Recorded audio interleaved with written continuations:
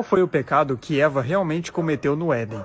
Ao contrário da papinha de criança que costuma ser ensinada no sistema religioso, não foi uma cobrinha falante, um animal literal que teria enganado Eva e induzido Eva a comer uma maçã, e que essa maçã teria o efeito de contaminar completamente Eva e posteriormente contaminar Adão e toda a humanidade.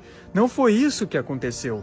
Foi algo muito mais sério, muito mais grave, por isso que as consequências foram tão piores. E primeiro, para já deixar bem claro, não foi uma cobrinha falante, um animal literal que enganou Eva. Foi o próprio Satanás que enganou Eva. E Satanás era chamado de a serpente devido à sua antiga patente angelical, que era de serafim. Até porque as formas de dragão e serpentes são associadas à patente angelical serafim, tanto que a palavra seraf, do original em hebraico, várias vezes na Bíblia, é traduzida como serpentes ardilosas ou serpentes de fogo, aludindo aos serafins. A própria Bíblia, em Apocalipse 12, 9 e 20, no verso 2, respondem e chamam Satanás de a antiga serpente, pois ele era aquela serpente que estava no Éden. Não era ali um animalzinho falante literal, era o próprio Satanás, e ele sim era mais astuto do que Eva, por isso que conseguiu enganá-la. Sim, Satanás era tanto serafim quanto querubim. Alguns anjos que possuíam um nível de alta confiança do Criador e uma alta capacidade possuíam mais de uma hierarquia, como era o caso de Satanás. Dito isso, então vamos à transgressão que Eva realmente cometeu. Eva consumiu do fruto da árvore do conhecimento do bem e do mal. E árvores no campo espiritual, como era o caso do Jardim do Éden, são pontos específicos de energia, e não árvore como nós conhecemos nessa dimensão que hoje nós estamos. As árvores do nosso mundo apenas apontam para como é a árvore no campo espiritual. Só que é diferente. Tudo no mundo espiritual é a base de energia, frequência e vibração. E o interessante é que a palavra conhecimento, nesse contexto da árvore do conhecimento do bem e do mal, no original, é Da'at, e Da'at deriva de outra palavra hebraica, que é Yada. E Yada é o verbo conhecer no hebraico.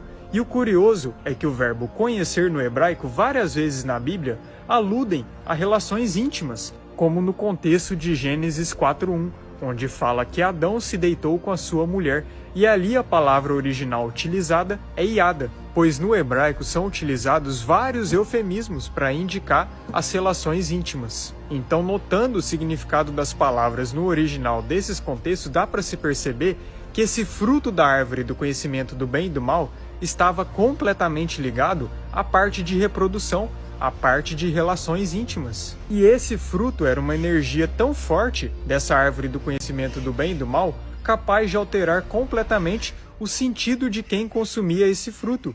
E quem não estava preparado o suficiente para consumir dessa energia, a pessoa simplesmente se corromperia. Era necessário um certo amadurecimento para consumir desse fruto, o que não era o caso de Adão e Eva. Por isso que o Criador proibiu que eles consumissem desse fruto.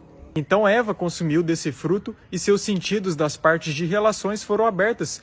E ela ali, depois de ter aberto o seu sentido de relações, teve uma relação com o próprio Satanás. E depois ela, já contaminada, após ter relações com Satanás, ela também teve relações com Adão. E ali também contaminou seu marido.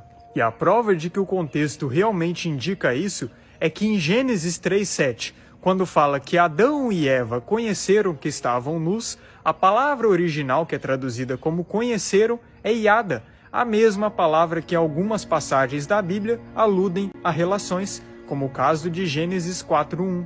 É por isso que após o pecado, Adão e Eva ficaram com vergonha e cobriram suas partes íntimas. Antes eles não tinham vergonha, mas após o pecado eles cobriram suas partes íntimas. Se o pecado não teve nada a ver com essa área, como é pregado no sistema religioso, então por que eles cobririam logo as partes íntimas, se em tese não tem nada a ver?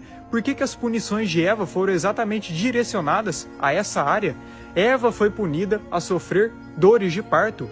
Eva tinha em seu ventre 2 sementes, 2 linhagens, e Eva foi considerada a mãe de todos os viventes, e o desejo de Eva seria para Adão. Todas essas punições de Eva indicam que o pecado foi exatamente nessa área, de relações, de reprodução.